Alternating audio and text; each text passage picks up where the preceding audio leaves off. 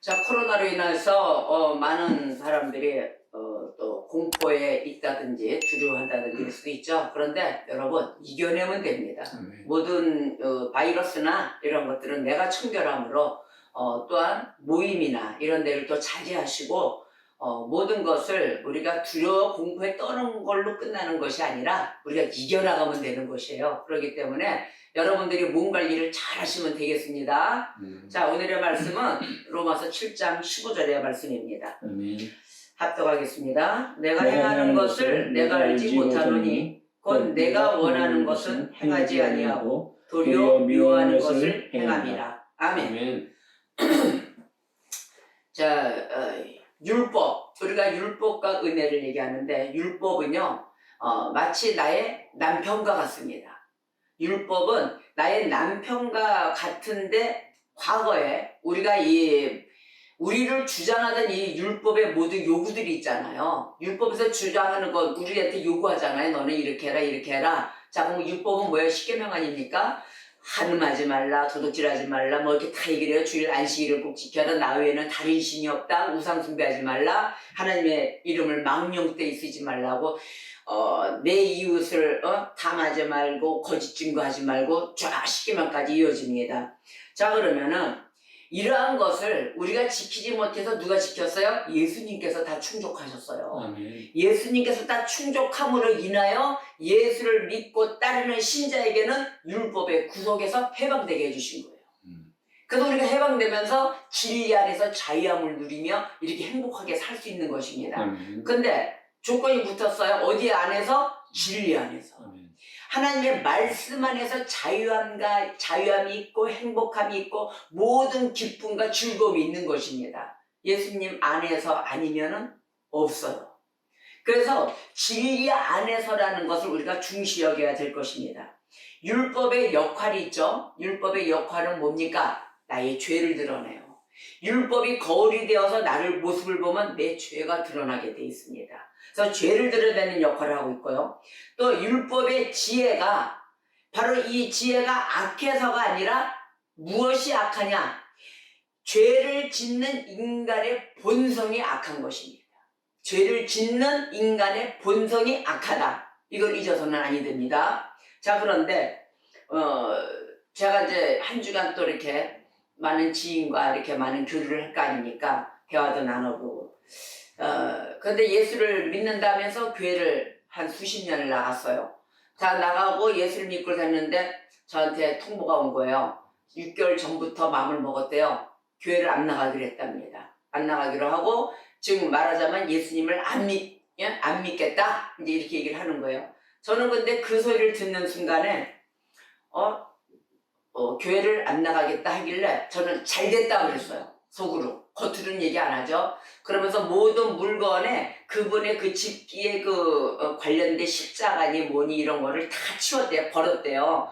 다 버리고 뭐 교회 다녀온 주보나 뭐 이런 게 있는 거를 다 버렸다고 하더라고요. 근데 이제 마지막으로 성경책 2권 있는데 그거는 책이라 안 버렸대요. 책이라 안 버렸다 그러더라고요. 자, 이 부분에서 잘 아셔야 되는 게 교회를 나갔는데 예수님을 안 믿겠다라고 결론을 내린 건 뭐예요? 성령 세례를 못 받았다는 겁니다. 주님을 못 만난 거예요. 못 만났기 때문에 자기 식대로 교회를 다닌 거죠. 자기 식대로 교회를 다니고 교리와 교의를 모든 것을 받아들일 때 좋은 것만 받아들이고 그러니까 좋은 건 뭐야? 내게 좋은 것. 내가 불편하지 않은 말씀만 받아먹고 나한테 찔림을 받는 율법에 관련된 말씀이라든지 나의 죄를 드러나는 말씀이라든지 그것을 받아들이지 않고 달콤달콤한 나에게만 달콤달콤한 사탕만 먹고 다녔다는 겁니다. 저는 그렇게 해서 다니는 교회라면 차라리 안 나가는 게 나아요. 왜냐하면 차라리 그런 속에서 어떤 또 잘못된 교회도 나갔을 거 아닙니까? 뭐 제가 볼 때는 잘못된 교회도 많았어요. 뭐 정상적인 하나님의 말씀을 풀이해서 가르친다든지 뭐 이렇게 한 교회를 제가 몇 군데라고 있다고 들어보질 못했어요. 계속 들어봐도. 그래서 차라리 잘 됐고 차라리 백지로 만들어서 다시 예수님의 말씀이 들어간다면 올바른 예수님의 말씀의 해석과 함께 들어간다면은 저번에게는 더 좋은 앞으로의 신앙생활이 오지 않을까 이런 생각이 들었어요. 저는 무조건 뭐 교회가 안 나가니까 좋다 이런 뜻이 아닙니다. 기왕이면은 바른 말씀에 바른 복음을 전하는 기독교의 핵심을 정확히 전하는 예수 그리스도의 사역과 함께 예수 그리스도를 통하여 우리의 죄의 모양을 모두 다 드러내고 죄 앞에서의 용서함 받음과 함께 우리가 회복되는 역사 아래에서 하나님께 회심하며 돌아갈 수 있는 역사가 있는 그런 교회 가르침이 있는 곳에 나가기를 바랄 뿐입니다. 자, 그래서 오늘 우리가 매일의 말씀 가운데 있다 하지만 죄의 노예가 되어 있지 않은가를 또 바라봐야 될 것입니다. 오늘의 말씀은 이렇게 얘기하셨어요. 내가 행하는 것을 너희가 알지 못하느냐. 하나님이 하는 것을 내가 행하는 것을 내가 알지 못하노니 곧 내가 원하는 것은 행하지 아니하고 하나님 원하는 것을 행치 않아요. 도리어 뭐예요? 미워하는 것을 행함이라. 하나님 미워하는 것만 맨날 행하고 있는 거예요. 그런 모습이 아니지. 바로 이런 모습은 죄의 노예가 되어 있는 모습입니다. 그래서 오늘 말씀은 모든 행위의 모습을 보았을 때 점검하는 시간이 되시기를 주님의 이름으로 축복합니다. 내가 모든 행위로 하고 다니는 은혜에 나와서 행위로 하고 다니는 그 모습이 참 그리스도인 같은데 그리스도인이 아닐 수가 있다는 거예요. 근데 이 모습을 분명하게 분석을 해봤더니 본인들이 자기가 지은 죄를 알고 있어요. 여러분, 저와 여러분 내 죄를 알고 있습니다. 그런데 이 죄를 알고 있는데 본인이 죄를 깨닫고 알고 있으니까 나는 죄로부터 돌아섰구나 이렇게 착각을 한다는 거예요. 내가 죄를 깨달았으니까 나는 죄로부터 돌아섰구나. 그리고 자기는 죄사함 받은 줄 알아요. 아니에요. 우리가 알고 있다는 것, 바로 이런 것은 뭐예요? 잊어버릴 수도 있다는 거예요. 우리가 알고 있는데 메모해놓고 그걸 마음에 새기고 행하고 이랬을 때는 잊어버리질 않지만 생각으로 있는 거는 잊어버릴 수가 있습니다. 자, 그러면 이거는 회개가 이루어진 게 아니죠. 깨우쳐진 게 아니죠. 알고만 있다는 거지. 죄만 알고만 있음으로써 내가 죄에서부터 돌아선 줄 안다는 거예요. 또 죄를 짓는 거를 모르고요. 왜 우리가 죄를 번복합니까? 알고 있는 걸로 끝났기 때문입니다. 두 번째로는 또 죄에 대해서 슬퍼해요.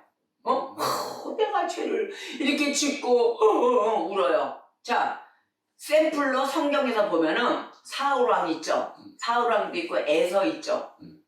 팥죽 그릇에 장대의 고난을 팔아먹은 에서. 자, 사울왕과 에서를 보면은 그 눈물을 흘리고 막 슬퍼할 때가 언제입니까? 축복받으려고 할 때.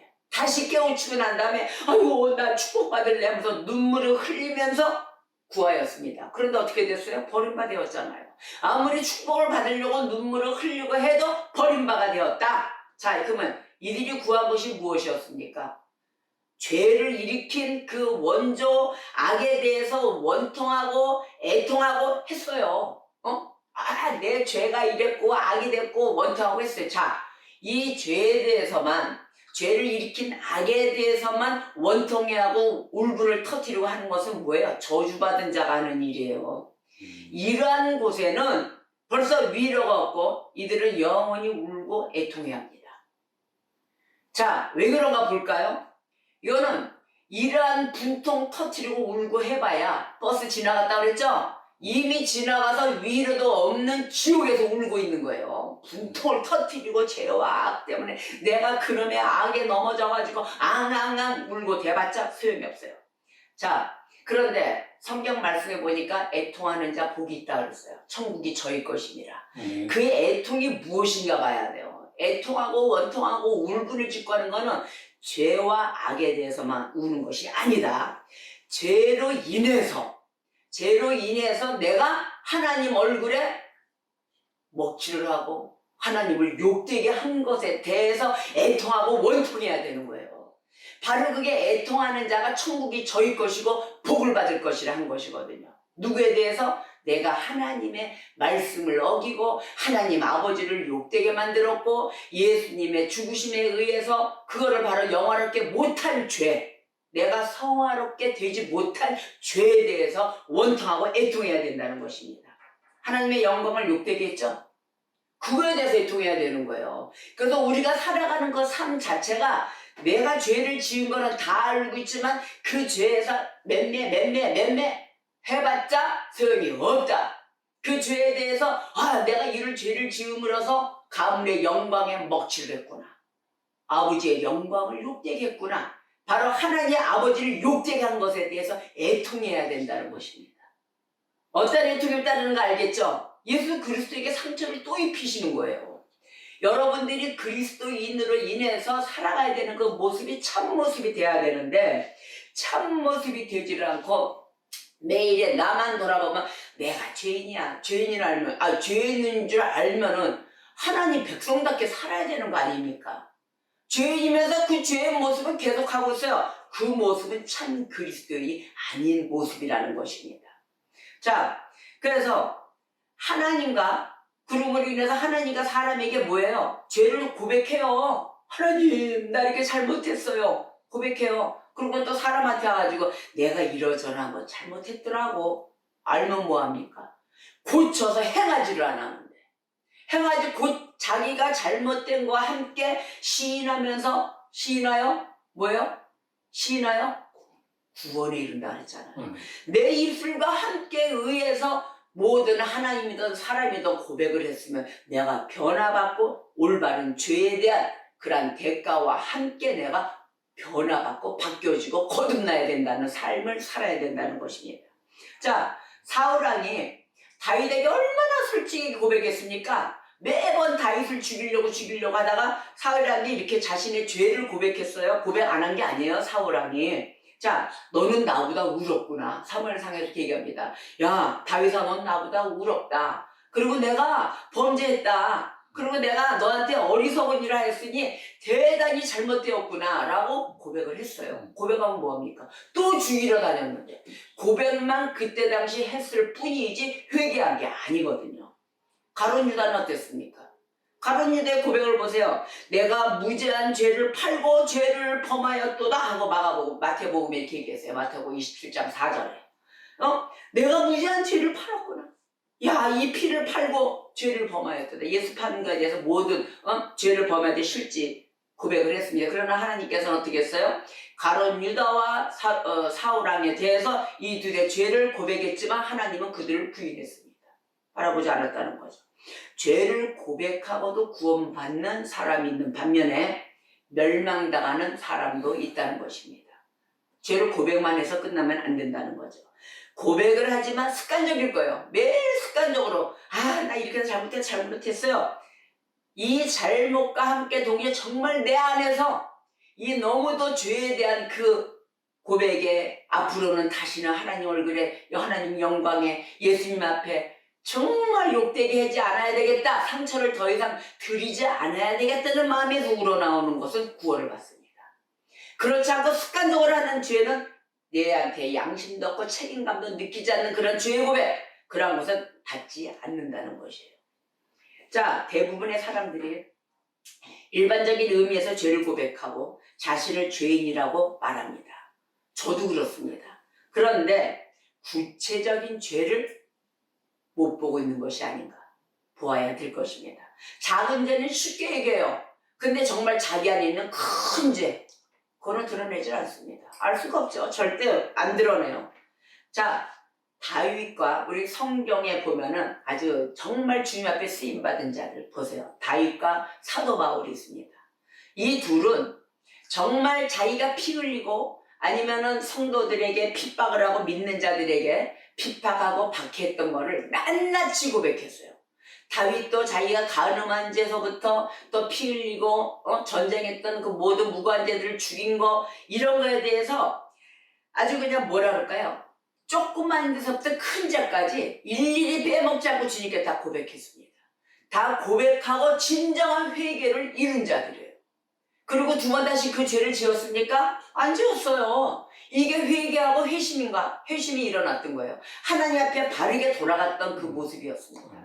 바로 이런 모습 가운데 가야 되는데 우리는 낱낱이 고백을 하고 있는지를 점검해 봐야 될 것입니다. 또 하나는 많은 사람들이 죄를 고백을 또 해요. 고백을 하는데 언제 하느냐? 공격에 처했을 때. 내가 불리하거나 아니면 뭐 큰일을 닥쳤을 때 그때만 자기 죄를 낱낱이 고백합니다. 또 하나는 고통을 감수해달라고 아이고 나 이거 막 고난이 왔어요. 그리고 자기 재산을 다 끄집어내요. 있는 재산 없는 재산 헌금하면 남는 줄 알고. 그래가지고 뭐 빚내서는 다 갖고 와. 다 털어서 내. 그럼 남는 줄 알고. 이거는 뭐와 같을까요? 천주교에 나오는 면죄부. 돈 많이 내면은 죄를 감해서 받을까나 싶어서. 자, 하나님 어떤 분이세요? 중심 보시는 하나님이심을 잊지 말아야 될 것입니다.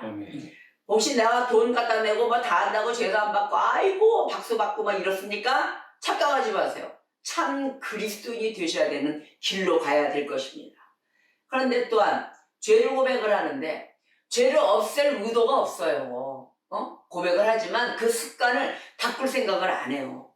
바로 이러한 자들이 내가 교회를 수년 나가고 수십 년 나가고 나는 하나님뿐이 없고 하나님의 명령에 따라 살 거야 하면서도 명령은 따르질 않고. 자, 여러분 교회 나와서 저는 이렇게 보면은 여러 성도들의 모습을 보는데 하나님의 말씀을 아멘 아멘 하고 그때는 듣습니다.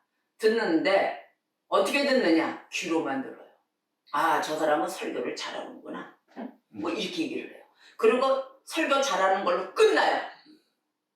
강대상에서 설교를 뭘 백날 자기 지식을 나타내고 잘하면 뭐합니까? 여러분들이 은혜를 받고 그 말씀을 내 심령에 새겨서 거기에 맞춰 살아가는 성도들이 되어야 되는데 누가 지금 여기 뭐 설교 감상하러 나왔어요? 그런 자들이 하나들이 아닌 것을 제가 볼 수가 있습니다. 그럴 때마다 저는 너무너무 화가 나요. 왜냐? 내가 바뀌어져야. 아무도 은혜는 사람들 옆 사람서 내 가족의 손잡고 은혜에 따라서 가는 것이 아닙니다. 예수님을 따라서 내가 받는 은혜로 보존을 하고 하는 것이지 절대적으로 남에 의해서 받는 은혜가 아니라는 것을 아셔야 될 것이에요. 자, 유명한 철학가 임마누엘 칸트가 이렇게 얘기를 했어요. 종교는 이성이라는 한계 안에 있다. 자, 종교는 이성이다. 이성은 한계성이에요. 무한대가 아닙니다. 이성이라는 한계 안에 있다.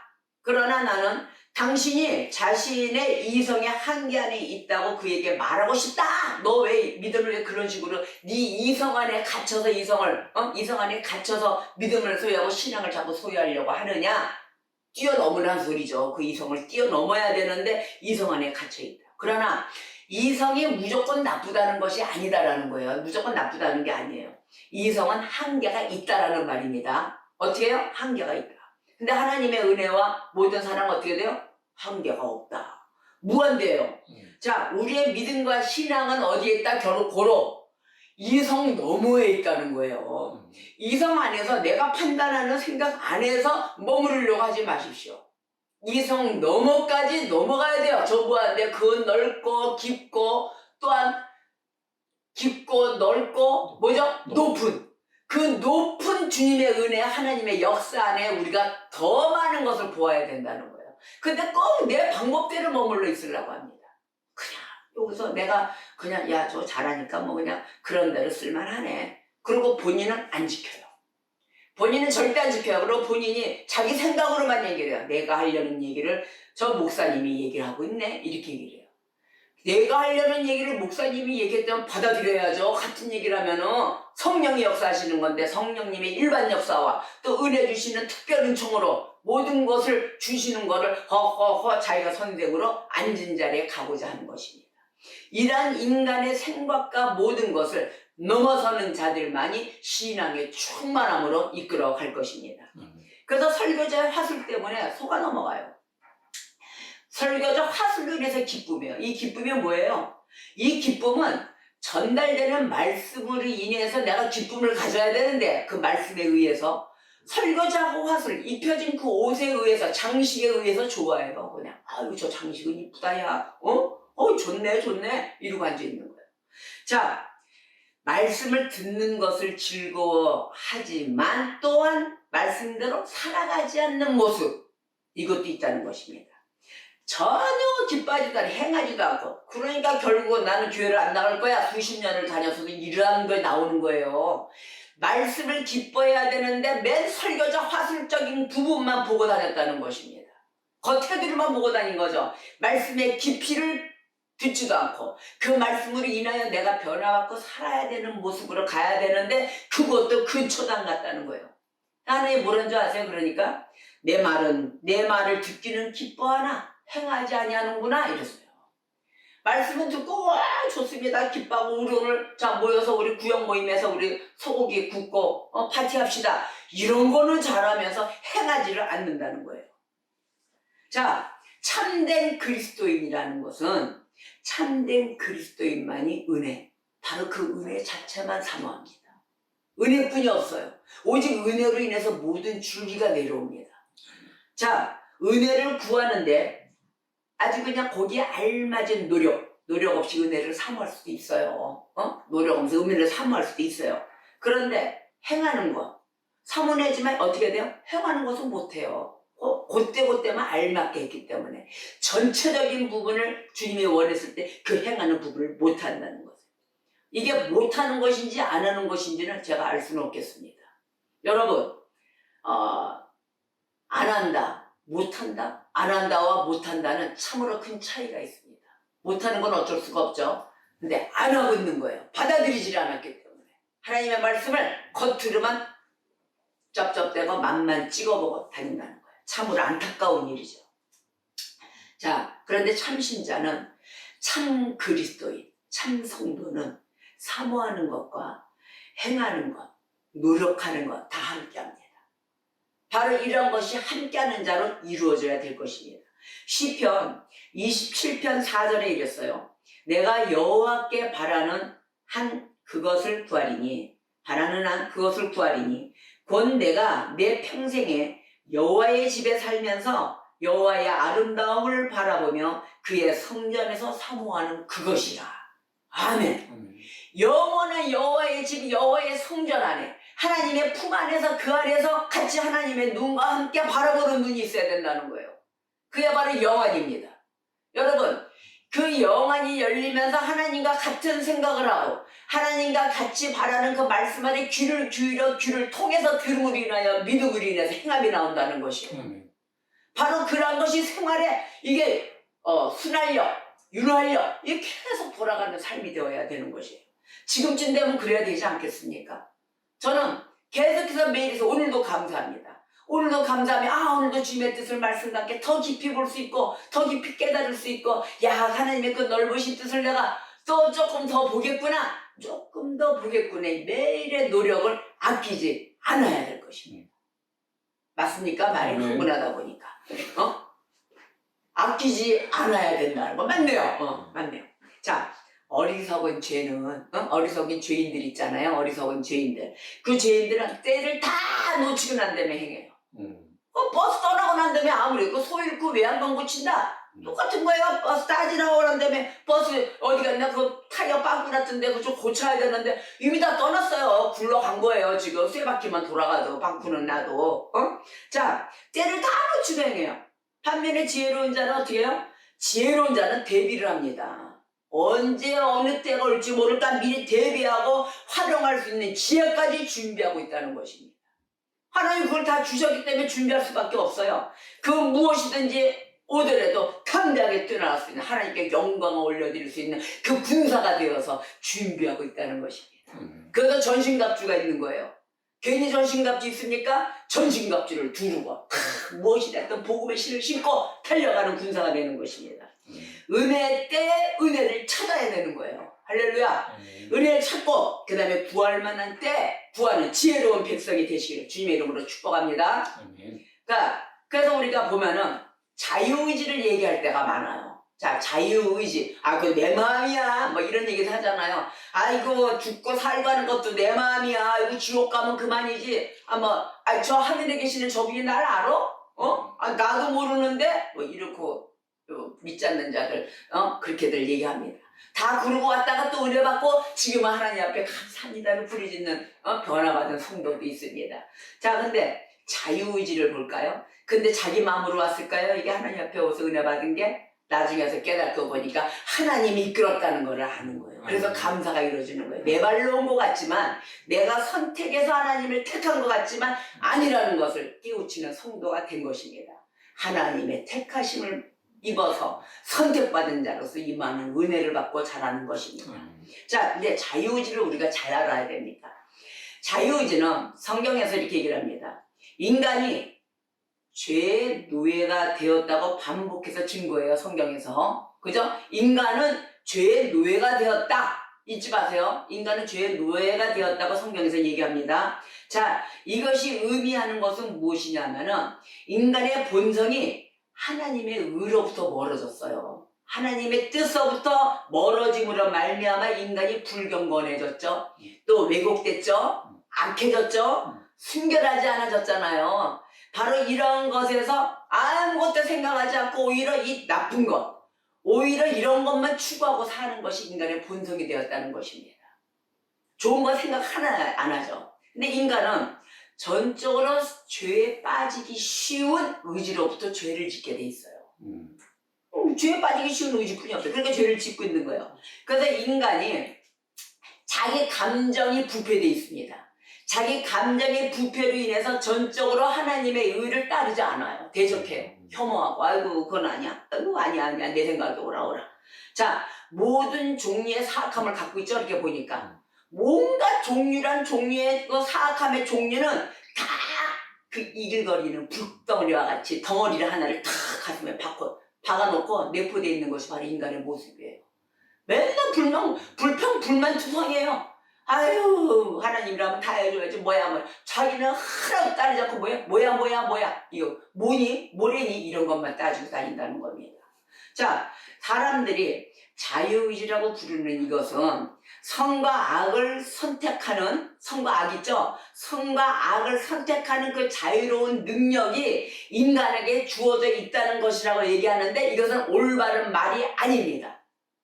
선과 악을 선택할 수 있는 능력이 주어졌다고요? 아니에요. 거기 그 얘기를 하는 게 아닙니다. 자유의지란 것은 자 그러면은 어디까지가 그러면 하나님의 뜻이고 어디까지가 인간의 그 의지인가요? 인간의 그 자유의지로 그리 되는 겁니까? 라고 묻잖아요. 자 물으면 이걸 알아야 됩니다. 인간의 자유의지가 무엇인가?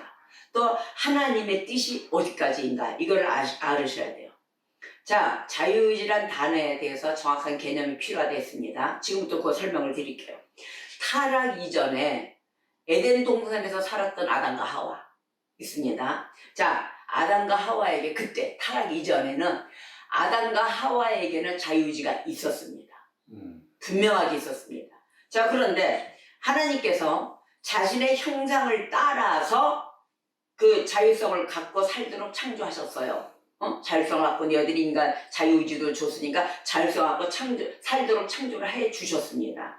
그런데 타락 이후 자기네들이 범죄를 했잖아요. 타락 이후 에덴 동산에서 추방당했습니다.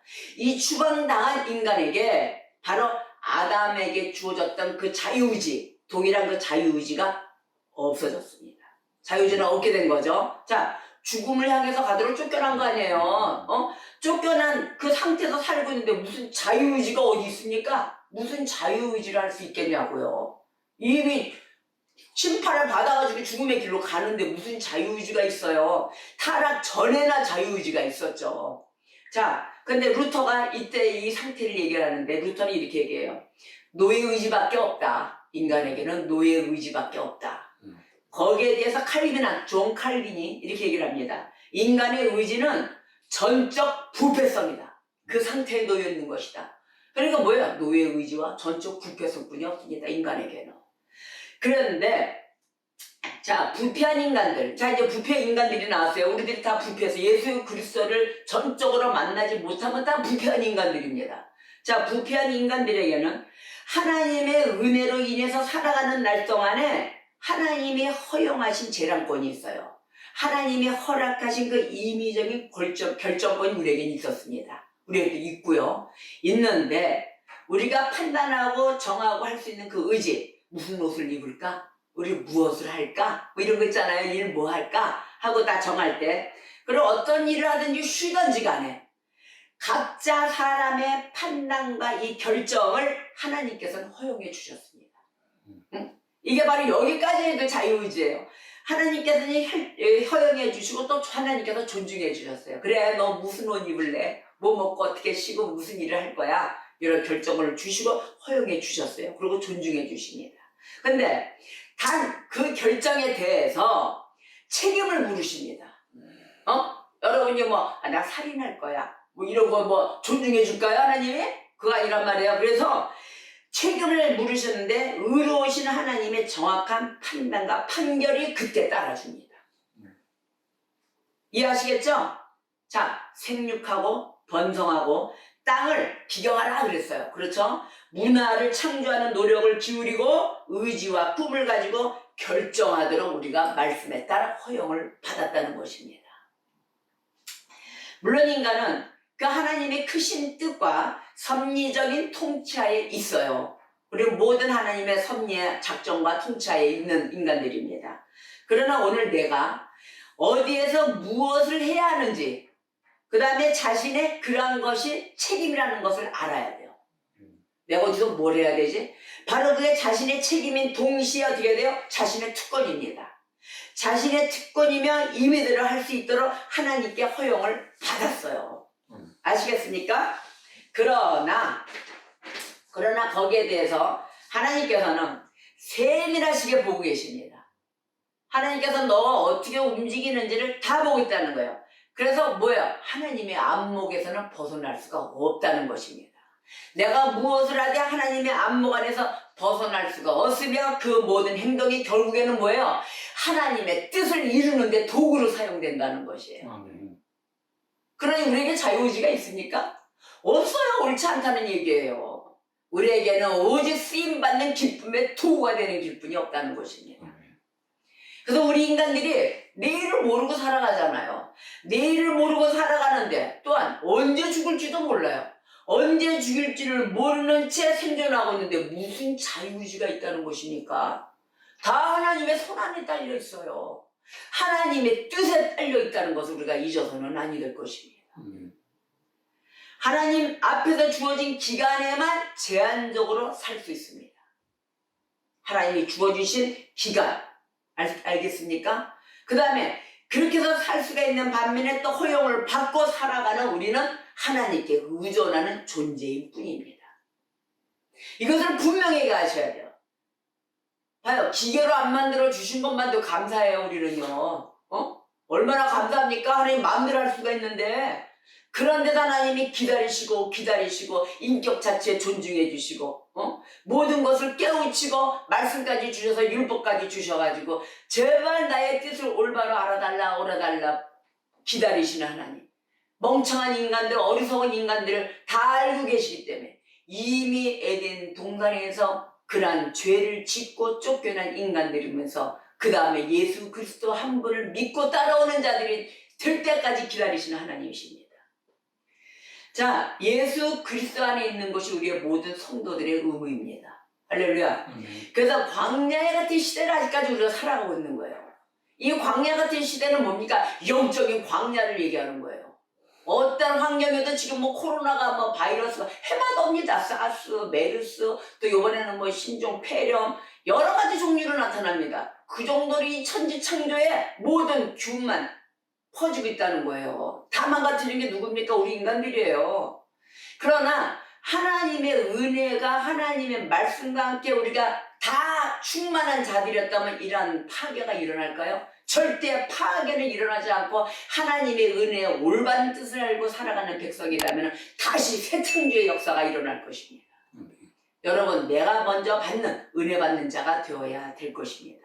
은혜 충만하시고 하나님의 말씀대로 예수 그리스도 안에 있으며 주님과 연합된 자들이 되어야 되는 것입니다. 그러므로 우리가 예수님의 승리가 곧 누구의 승리예요? 성도의 승리예요. 예수님이 승리하심으로써 우리 성도가 승리되면 뭐예요? 교회의 승리가 된다는 거예요. 교회가 승리가 되면서 어떻게 돼요? 나라가 삽니다. 이단, 사이비, 신천지 난리도 아닙니다. 그곳을 바라볼 곳도 아니며 내 스스로가 이단이 되지 말아야 되며 내 스스로가 사이비가 되어서는 아니 된다는 것입니다. 하나님을 왜 이렇게 만만하게 보십니까? 하나님 나라에 관련된 것을 내 이성에 맞게만, 한계에 맞게만 정하시면 아니 된다는 것이에요. 그 이성을 넘어서 하나님의 뜻을 온전히 겸손하게 받아들이며 그 말씀 아래 떨며 두려워하는 자들이 되어서 진정한 하나님의 백성이 되시기를 우리 주 예수 그리스도 이름으로 축복합니다. 죄의 노예에서 벗어나는 자들이 되어 오늘도 하나님의 말씀에 미워하는 것, 주님이 미워하시는 거 하지 마세요. 하나님이 옳다라고 기뻐하는 그런 말씀 같게 행하는 믿음으로 성숙된 신앙자들이 되시기를 주님의 이름으로 축복합니다. 자, 오늘의 말씀 로마서 7장 15절 말씀을 합독하며 기도하며 오늘의 말씀을 마치겠습니다. 내가 행하는 것을 내가 알지 못하노니 곧 내가 원하는 것은 행하지 아니하고 도리어 미워하는 것을 행함이라.